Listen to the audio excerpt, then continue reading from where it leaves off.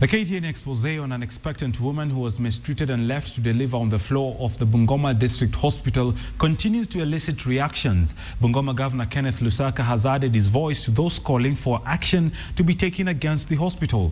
In a statement sent to KTN, the governor expressed concern over the incident. The KTN report showed an expectant woman who was scolded by nurses after she gave birth on the hospital floor.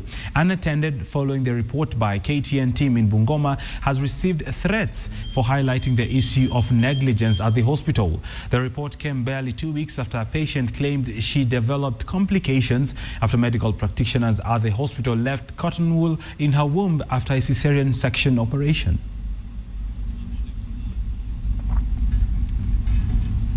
We're now joined on phone by our Western Kenya reporter Robert Wanyonyi, who is in Bungoma where it all happened. Robert, what can you tell us about the reaction of Bungoma County to the expose on the Bungoma District Hospital? Thank you very much, Brother Boni Tunya. Right now we are in Bungoma, whereby since morning we have been receiving various reactions from leaders in this county, apart from the threats that have been leveled against me, but I think we'll dwell on the story itself. The Bungoma governor, after having sent his statement, we have also received some reactions from various human rights organizations like Matiho Torture Survivors Organization, like the Jukwaa la Katiba organization that have mobilized residents to demonstrate in case the government doesn't take some action against the nurses who are captured on the footage.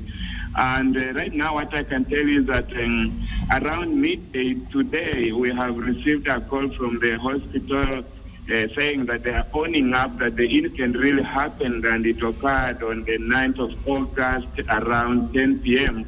And what they are doing right now is that they are zeroing in on the nurses who are on duty at that time and maybe communicate to the country what type of action they are going to take regarding that footage. Right. Robert, what is the reaction of the local people regarding that hospital, and have we had other cases of negligence reported from the same institution? Yeah, local people who have talked to us have said that they are glad that finally KTN has brought this issue to the fore, because many people have been reporting cases of negligence, children dying at the hands of the nurses, and even mothers being scolded, assaulted, beaten up, and many cases have been reported, like the one you have just talked about, the Bumula one, the girl from Bumula who delivered, and after delivering through cesarean section, the doctors who did the operation were Indian doctors who mistakenly left some cotton wool and fissures in her womb. And when we followed up on the story, we were scolded also by the administration, who said we are like trying to follow up on very many negative aspects at the hospital. And residents are glad that finally KTN has exposed this, and they are urging the government to follow up on the matter and take some decisive action against those involved. Robert, other than the governor for that particular region, do we have any other government official or even the Ministry of Health commenting about the issue? Apart from the governor, the other person, the leader who has called KTN to express concerns over the same footage is a former assistant minister for internal security, and also is a former MP for Kandui, Alfred Hangati, who also paid a courtesy call, not a courtesy call anyway, but it was an impromptu visit to the hospital in 2011, whereby he came face to face with some mistreatment of patients, and also discovered that there were some children who had died and just abandoned there at a particular corner. So Hangati has said that later in the day he is expected to address a press conference and maybe shed some more light about what really happens in that hospital. And also some residents have said that in case the government doesn't come up to take some decisive action against what goes on in that hospital, they are mobilizing for a massive demonstration maybe on the streets beginning tomorrow.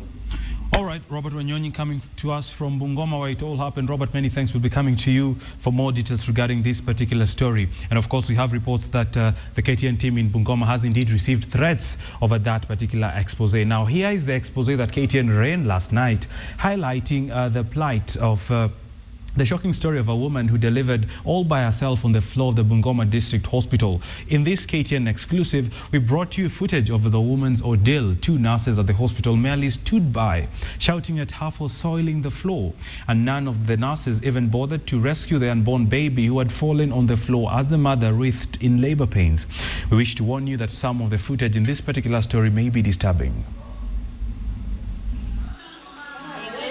Even tilted at an angle and slightly grainy, the video gives a clear picture of the goings-on in the delivery room. A woman is in the final stages of labor with her baby halfway out. But instead of giving birth on a hospital bed, already in pain, she has the added discomfort of giving birth on a cold, unhygienic hospital floor. The nurses come in, but instead of offering comfort, they take turns hurling harsh words at the patient.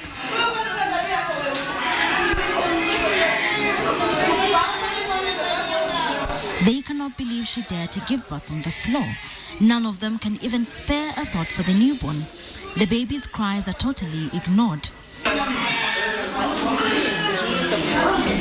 This was one woman's experience at the Bungoma District Hospital Labour Ward. The video was taken on a mobile telephone by another expectant woman waiting to be admitted.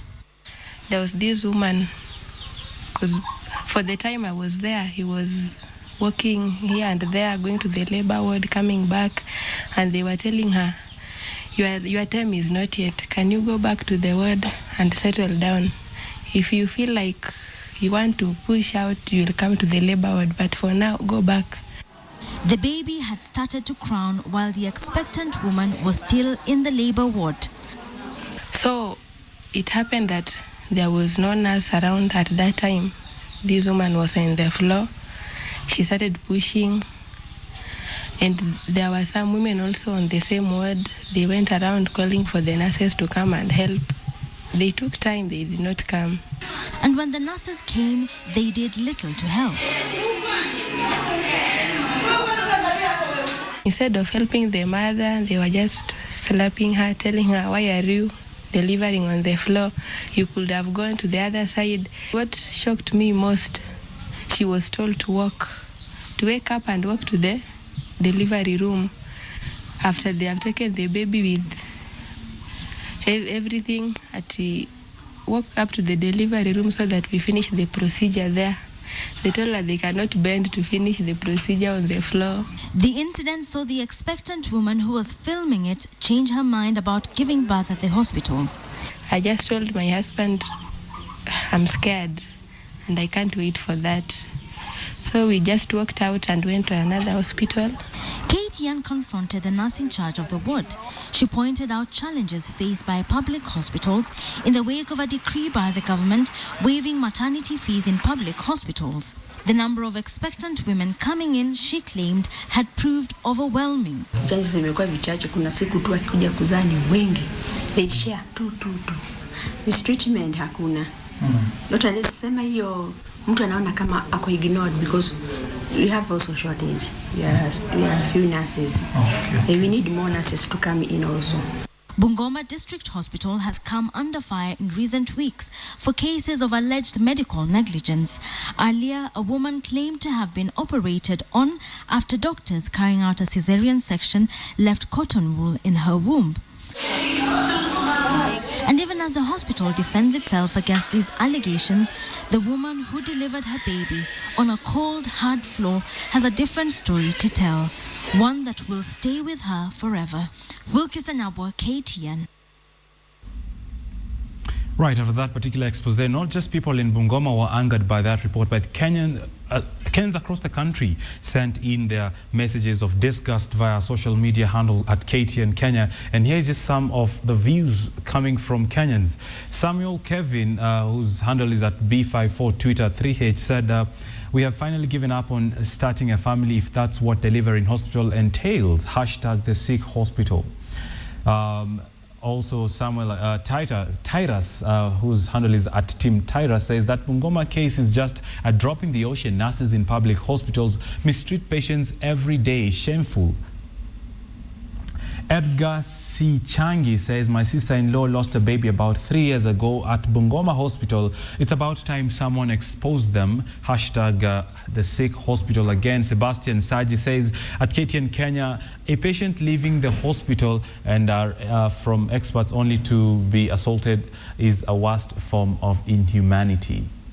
Pauline Omamo says it is not only public hospitals alone. Someone should also expose Nairobi Hospital. Many people die from this. This must stop.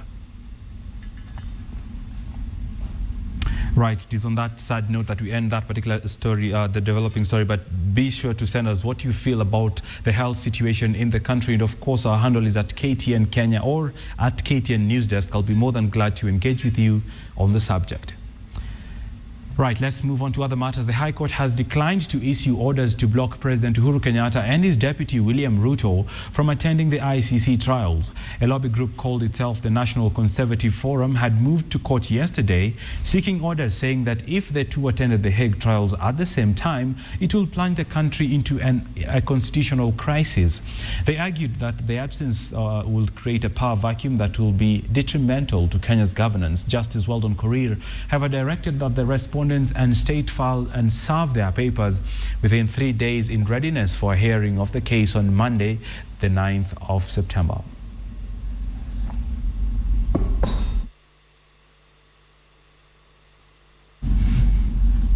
Security has been beefed up in Transmara County following Monday night attacks where 7 people were killed in Longorian area. Narok County Commissioner Farah Maalim is currently leading a delegation in the area to assess the situation. A contingent of police officers has been dispatched to the area and try to restore calm. Red Cross officials have taken provisions to families who fled their homes and are camping at the Longorian police station. The tribal conflict began when a Maasai boy was allegedly killed by members of the neighboring community. Police have cautioned against retaliatory attacks.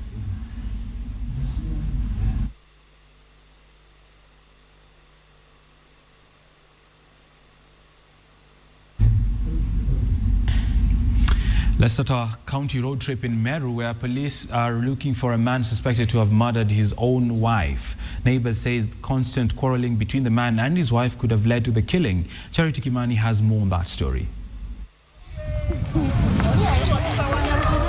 Neighbors became suspicious Wednesday morning when the deceased failed to show up, yet they had not seen her leave the house. Aliletwa hapa kama saa 9 ya usiku na pikipiki kila saa wakaingia, lakini usiku kutoka jana kama saa 8 hivyo nilitoka nikaingia kwa kasi yangu na nikirudi hapa saa 12 sikukuta mtu. Sensing something was amiss, they decided to break into the wooden house only to find the deceased's lifeless body lying in a pool of blood. Huko kwa nyumba hiyo sikusikia neno, basi ni watu nilikuta wakitazama wakisema mtu amefariki. According to the neighbors, the woman and her husband were often engaged in domestic fights, and last night was no different when the husband allegedly arrived home drunk. They say they heard quarrels followed by a deafening silence. Na mimi sijui sababu, mimi kazi yangu ni ya kufanya kazi ya Mungu na ninatoka na kwenda, sijui hata mambo yao. Ila wanaendelea kunywa na kula na kupigana tu ovyo. The husband has since gone into hiding. Charity Kimani, KTN Newsdesk. An estimated 1,000 internally displaced persons in Gilgil have given the government 1-week ultimatum to address their issues. The IDPs are threatening to camp outside the Deputy President's office until they are heard. The IDPs from the 5 camps in the semi-arid area say they have waited 5 long years to be resettled. They say poverty, torn tents, hunger and diseases have deprived them of a decent life, with their children also being forced to drop out of school. They have also expressed concern that their names are missing from the list of IDPs yet to be resettled.